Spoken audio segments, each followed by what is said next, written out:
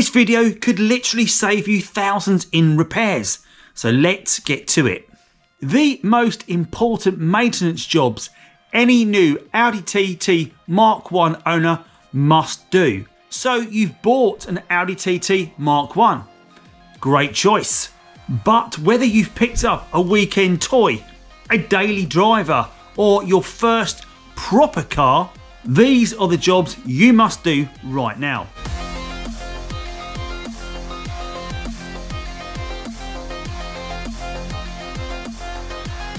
The Audi TT Mk1 is an amazing car, provided it's been well looked after and maintenance has been kept up.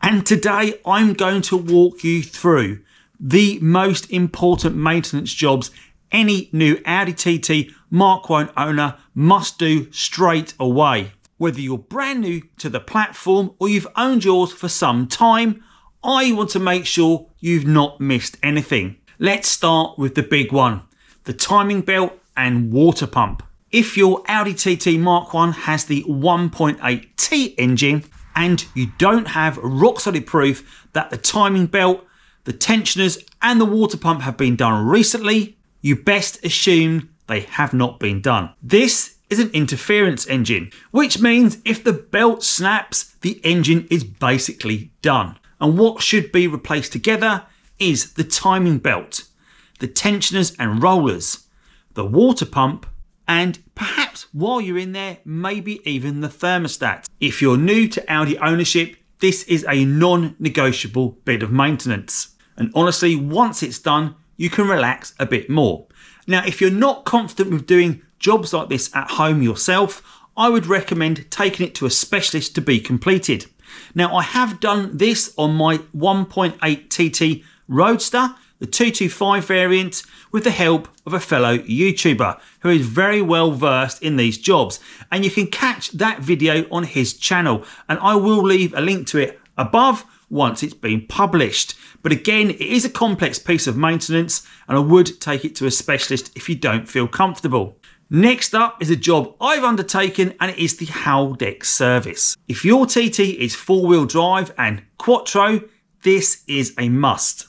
The Haldex all-wheel drive system needs regular maintenance. The oil should be changed every 20,000 miles and the oil and filter every 40,000 miles. But unfortunately, this is one of those jobs that gets neglected frequently and overlooked during maintenance periods. So what needs doing? You need to change the Haldex oil, and it's normally supplied in a long tube that you apply with a sealant gun. And of course, the small metal gauze filter is replaced at every second Haldex interval.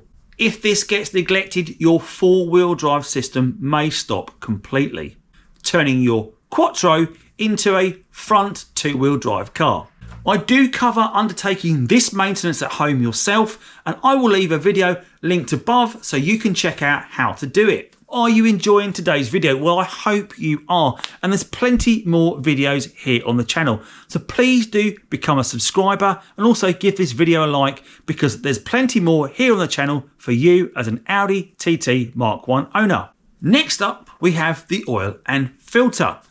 Don't cheap out on cheap oil. The 1.8T is a brilliant engine, but it lives and dies by its oil quality. So when you buy your car, make sure you do a full fluids reset. And that will be your engine and oil filter, your gearbox oil, your brake fluid, and of course your coolant. And it's probably worth checking your power steering fluid at the same time. Sludge buildup is known as a killer to these engines. So frequent oil changes are a cheap insurance. And if you are planning mods later, this step is vitally important. Maybe not day one critical, but something you should consider is your suspension and bushes. The Mk1 TT platform is now over 20 years old, as we know, and the bushes and suspension will fail on these cars and often be spotted in the MOT, but it doesn't catch everything. And the common wear features of the TT are, of course, the control arm bushes and the drop links, the shock absorbers, and of course the top mounts. Even if the car feels fine, a worn suspension will kill tyres and of course affect the handling. Freshening this up transforms how the car drives and reminds you why this car was such a big deal when it launched. Now, one of the big engine killers for the 1.8T engine is of course a blocked sump pickup pipe. Now, the sump pickup pipe is a small tube like a sieve that sits in your sump and often gets blocked with contaminants and particles from around your engine. When the sieve gets blocked, it stops supplying oil to the engine. In turn, it starts to starve your engine of oil. Now, this is a maintenance job you can undertake yourself at home, provided you're quite competent with a set of spanners. You just literally remove the bottom of the sump from the engine, change the pipe out with a new part, and the car will be as good as gold once more.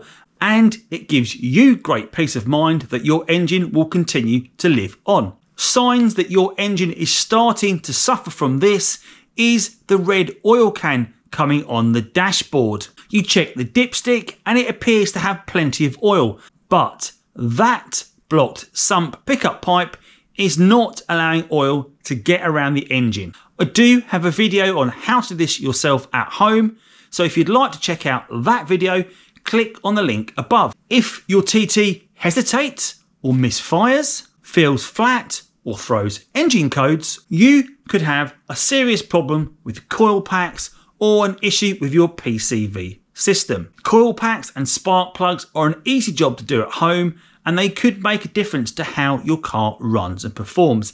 These type of parts are not always recorded on maintenance, so these may not have been done ever before and they may be original to the car. So spark plugs and coil packs are vitally important to get replaced. The vac hoses become soft and brittle over time, and they can crack and cause boost leaks. This can cause problems for the car. These are small, affordable jobs you can do yourself at home and make a huge difference to how smooth and drivable your car is. Before you think about power upgrades or cosmetic mods, you need to ensure that your car will stop correctly and when you want it to. So it's a good idea to check the state of the discs and the pads, the brake lines, and of course the ABS sensors. These jobs will not always get picked up in an MOT, although you often get warned that brakes are below a certain threshold. So if you want a good set of brakes on your car and there's no record of this being done previously, then I would recommend changing your discs and pads. Again, I have videos here on the channel how to do discs and pads on your Audi TT Mk1. So if you want to check out that video or any of the others I've been talking about, click the link above or check this video description for more details. Is there a key maintenance job you feel I've missed here for new owners?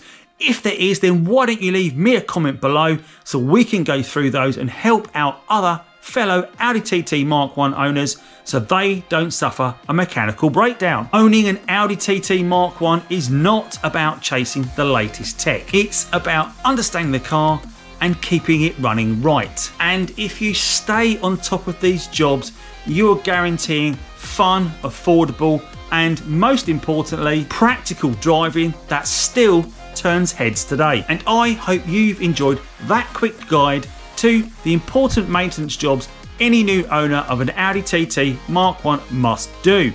And if you have enjoyed the video, then please do give it a thumbs up, and also think about subscribing to my channel if you've not already done so, where you'll find a whole host of content on the Audi TT Mk1. As always, thanks for watching and see you soon. Take care.